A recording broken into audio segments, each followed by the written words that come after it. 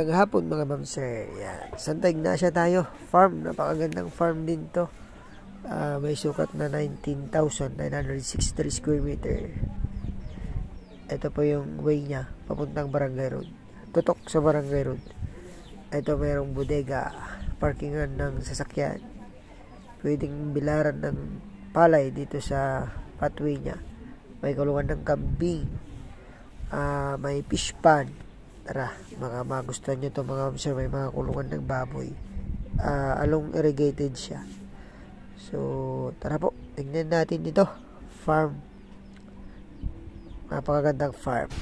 May kulungan ng baboy. Gandang farm din to. May bahay na. May bodega, tas may dalawang fish pan doon. Ito, kulungan ng baboy. Meron na ring water source.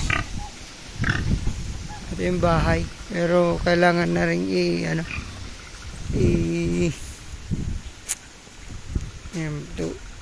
tubig nila. Electric.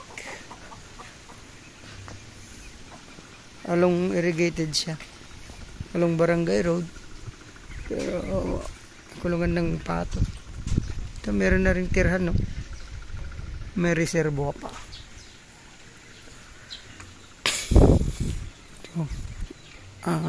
Sabi ni ate, 2 ata kwarto niya.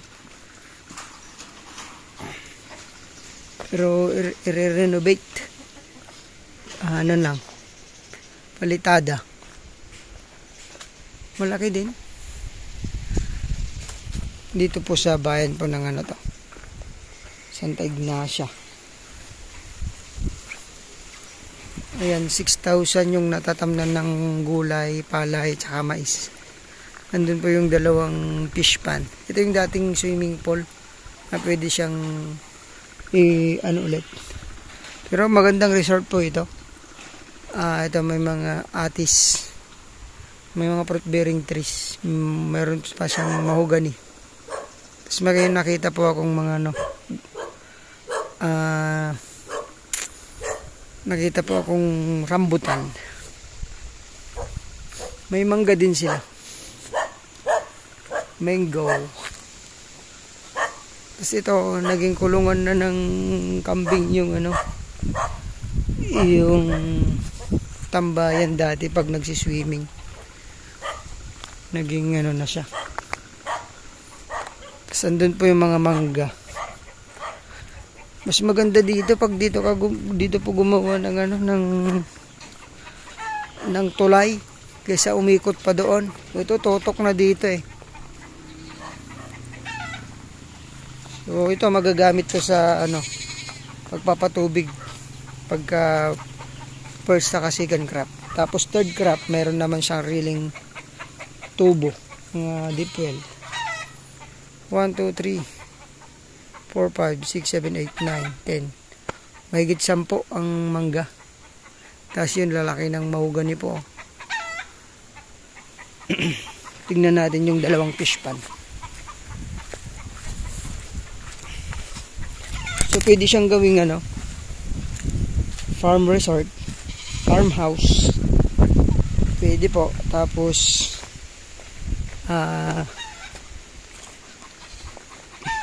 bakasyonan. Swimming pool dati. Sayang. Ano to? Nara.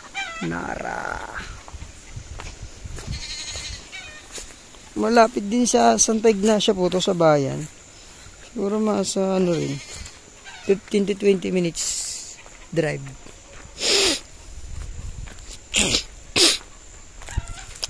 Sa highway mga 15 lang. Romulo Highway. Hanggang dun yung boundary. Tapos yun, fish pan, tingnan natin. Siship natin ito sa drone. Ito ang ganda po. Kailangan lang talagang improve yung bahay, swimming pool, kung sa pagpatuloy. Mayroon na rin po silang bodega. So dito sa sa Tarlac, medyo mahal talaga pong lupa dito kasi malapit sa Manila.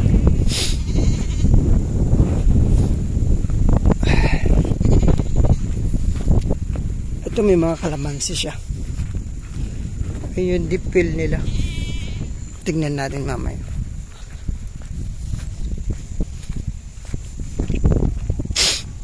Sa mga naghahanap po ng farm, baka pwede po sa inyo ito. Kunting improve lang. Mayroon ng taniman, nagalagaan ng hayop. Pwede na po. Kung pera na lang kulang, kung saan kukunin ang pambili. Maluwang. Maluwang yung fish pond.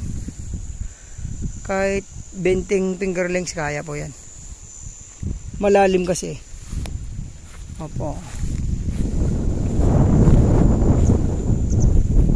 Dami nilang kambing. Ay, may laman pa pong tilapia. Tapos may kalamansi na dito nakatanim. Tapos papaya. Ayun, sayang, wala, hindi sumunod si ate. Hingin ko sana yun. Hingin ko sana yung hinog.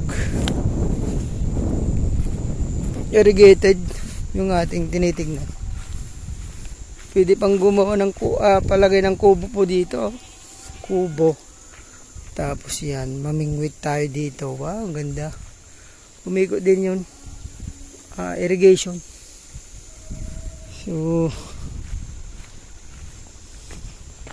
magandang i-improve yung property na to. May income din siya. Taniman ng palay tsaka ano. Ito, kukunan ng tubig pag ganitong summer. Di kuryente po. Ayan po mga ma'am sir. Kausapin ko yung seller kasi nasa US. Kinuha nila yung number ko. Kasi yung caretaker po, hindi alam kung sagot niya yung capital gain sa price. So lalagay ko sa description box mga ma'am sir. Kung sakali, tignan nyo na lang. Pakibisita yung ating description box. Nandun po yung price sa kasagot niya. Dito po sa Tarlac.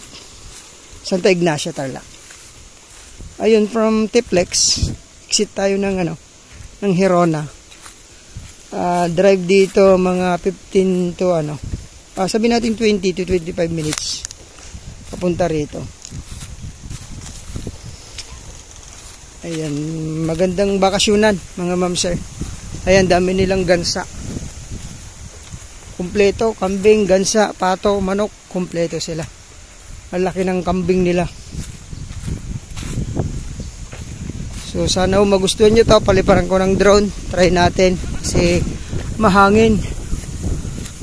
Ito pwede din gawing kalsada papuntang fish pond. So dito dumadaan yung nag-harvest. Yung sa tilapia at saka minsan hito daw. Ang dami nilang alaga. Ang daming guyabano. O yan, laki ng kambing nila. Mga bulog talaga.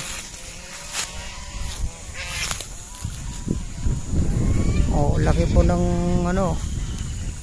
laki. Sige, ayan. Yun, bisita po sa aking description box yung price at sagot po nila. Thank you po. God bless. Sana magustuhan nyo po ito. 2 hectares po. Padala po ako ng titulo. Ayan. Thank you po. God bless po sa ating lahat.